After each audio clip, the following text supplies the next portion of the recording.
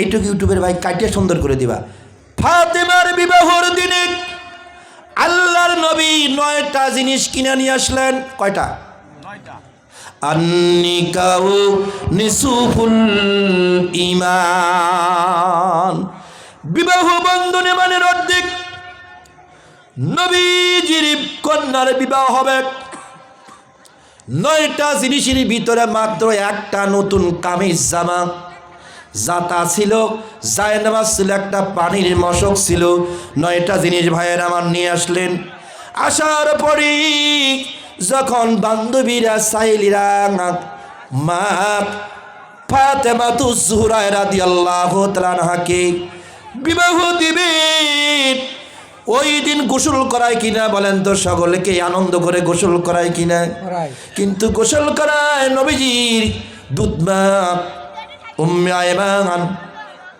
তখন কান্দে নবীজি, ঘরের সাইডে বসে বসে কান্দে। আর যদি আমার খাদিজা, ডাক্তো ভাই হালিম এগুলো ডাক্তো, আপনারা সকলই করেন, ওদের তাবারক দেবো না আমি দেখছিস, আমি বাটপো বসে থাকি, তোদের খালি বসাই থাকবো। তখন কি করলেন ভাইয়ের আমার? আল্লাহর নবী ওগোসরে কান্দে। আজকের দিনে সব চাইতে বেশি খুশি হতেন যদি আমার খাদিজা বেঁচে থাকতো।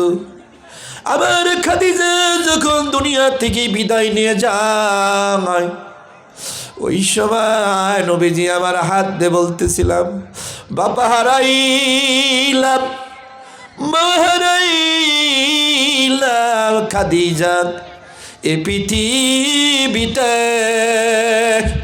আমার সাইতি ইতিম খাদিজা থাকিবে না পৃথিবীতে। আমার বাবাও নাই, আমার মাও নাই। একটুখানি দিলটা মদিনার নবীর রওজা আপনারা চোখে দেখেছেন, সবুজ গম্বুজ ভাইয়ের আমার, একটুখানি এই নজরটা আপনারা একটুখানি দেন আর কথা বলেন না, বারবার করে আমাকে ব্রেক দিয়েন না কথার ভিতরে। আমার নবীজি খাদিজাতুল কুবরা রাদিয়াল্লাহু তাআলা আনহা তখন বলতেছে, আমার বাবাও নাই, আমার মাও নাই, খাদিজা তুমিও আমারে ছেড়ে যেতে চাও? খাদিজা ছেড়ে যেতে চাও? তখন খাদিজা রাদিয়াল্লাহু তাআলা আনহা বলে, আমাকে কে পাহারা দিয়ে রাখবে খাদিজা? তখন ওই দিন মা খাদিজাতুল কুবরা বলেছিলেন, আজ থেকে অন্য 3টা তোমার কন্যা আর ফাতেমা হলো তোমার মা। এই জন্য সকল মানুষে ফাতেমা রাদিয়াল্লাহু তাআলা আনহা মা বলে সম্বোধন করেছে। ওই দিন কান্দে যখন বিবাহ হবে, মায়েরা গোসল করিয়েছি, বিবাহের আগ মুহূর্তে নতুন জামা পরাবে, এমন সময় একজন ভিক্ষুক এসে বলতেছে, বাড়ি বাড়ি ডাক দিয়ে বলে, ও নবীর কন্যা ফাতেমা, তোমার কাছে একটা জিনিস সাহায্য চাই। কত বাড়ি গেলাম, আমার যুবতী কন্যা আছে, একটা পুরান কামিজ জামা আমাকে যদি দিতা, আমার যুবতী কন্যাকে তার আব্রুর জন্য তুই জামাটা নিয়ে তাকে দিতাম। সেই সময় মদিনায় দুর্ভিক্ষ ছিল ভাইয়ের আমার। এমন করুণ করে বলে পরবর্তী সময় মায়েরা, মা জাতির নেলটাই আমনে নরম নয়। তখন আল্লাহ রব্বুল আলামিন তখন মায়ের ওই দৃশ্য দেখে তিনি চিন্তা করলেন, মনের ভিতরে জাগ্রত হলো। আল্লাহ রব্বুল আলামিন ইব্রাহিম আলাইহিস সালামকে যখন কোরবানির কথা বলেছিল, প্রথম দিন দুম্বা কোরবানি করে। আল্লাহ বলে, ইব্রাহিম কোরবানি হয় নাই। কি হয় নাই? দ্বিতীয় দিন আবার কোরবানি করলেন উট 180। আল্লাহ তৃতীয় রাত্রিতে বলে, ইব্রাহিম কোরবানি আল্লাহর দরবারে কবুল হয় নাই। যদি তোমার সবচাইতে আদরের বস্তু আদরের সম্পদটা আল্লাহর রাস্তায় কোরবানি করে দাও। ইব্রাহিম আলাইহিস সালামের বুঝতে আর দেরি হলো না। ইব্রাহিম আলাইহিস সালাম তখন কি করলেন? ইব্রাহিম আলাইহিস সালাম সকালবেলায় বলে আমার ইসমাইলের সঙ্গে প্রেমের বর্ষি বেঁধেছি। আল্লাহ আবার পরীক্ষায় পাশ করেছে। ইব্রাহিম আলাইহিস সালাম উট ছাড়িয়ে চলে গেলেন সেই সাফা এবং মারওয়া পাহাড়ের কাছে যায় হাজেরাকে ডাক দেয়া বলে আতর গোলাপ সুরমা খুশবু লাগাইয়া ইসমাইলকে দাও গো বিবি সাজাইয়া। দের বিবি দে জলদি জলদি করে সাজায়া দে, আমি ইসমাইলকে আল্লাহর মেহমানের জন্য নিয়ে যাব। অনেক কথা তখন টেনে নিয়ে সাজায়া দিলেন, নিয়ে গেলেন।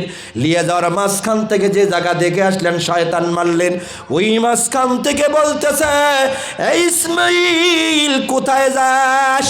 তোর বাবার পকেটে রয়েছে চাকু আর রয়েছে রশি, তখন লাঠি মার। তখন বলতেছে ঢিল মার। অনেক কথা ভাই তুই স্লিপ দিস না দাদা, আমি মনে আছে আমি দেখতেছি। তখন কি করতেছে ঢিল মার। হাজী সাহেব রাজে সেই কঙ্কর যে মারেছেন আর ওইদিকে যাওয়া যাচ্ছে না। এক কথায় ইসমাইলকে বনবাসের ইসমাইলকে কোরবানি দিলেন। ইসমাইল কোরবানি হয়েছে বলেন? কোরবানি হয় নাই। তারপরে কি করলেন? পরবর্তী অবস্থায় বলতেছে ইসমাইল তো আল্লাহর কাছে সবচাইতে প্রিয় ছিল। তাহলে আজকের দিনে বলেন তো ভিক্ষুক চাইলে মায়েরা পুরান কামিজ আর বিবাহর দিনের জন্য নতুন একটা কামিজ, কোনটার দাম বেশি বলেন তো? নতুনটার। কিন্তু ফাতেমা চিন্তা করলেন আমার আব্বা বলেছে সবচাইতে যদি দান করো আদরের যেই বস্তুটা ওইটাই আল্লাহ রাস্তায় দান করো। তাহলে আজকের দিনই পুরান জামার চাইতে বিবাহর দিনে আমার আব্বা আছে নতুন কামিজটা আনছে, এই কামিজটাই তো সব চাইতে বেশি দামি। আর আল্লাহ বলেছে মানজাবিল হাসানাত, আল্লাহ রাস্তায় যদি একটি দান করা একের বদলে 10টা দিয়ে দিবেন। কিসের দুনিয়ার একটা নতুন কামিজ যিনি ভিক্ষুককে নতুন জামাটাই দিয়ে দিলেন, জোরে বলা যাবে না সুবহানাল্লাহ। ও মায়েরা খালারা, নতুন জামাটাই দিয়ে দিলেন। সাহিলীরা বান্ধবীরা বলে ভিক্ষুক চাইলো তোমার কাছে পুরান জামা আর তুমি কেন নতুন দিলা? বলে আজকের দিনের আদরের জিনিসটাই আমি দিয়ে দিলাম। পরবর্তী অবস্থায় ভাইয়ের আমার কি করলেন? ফাতেমার বিবাহ হলো।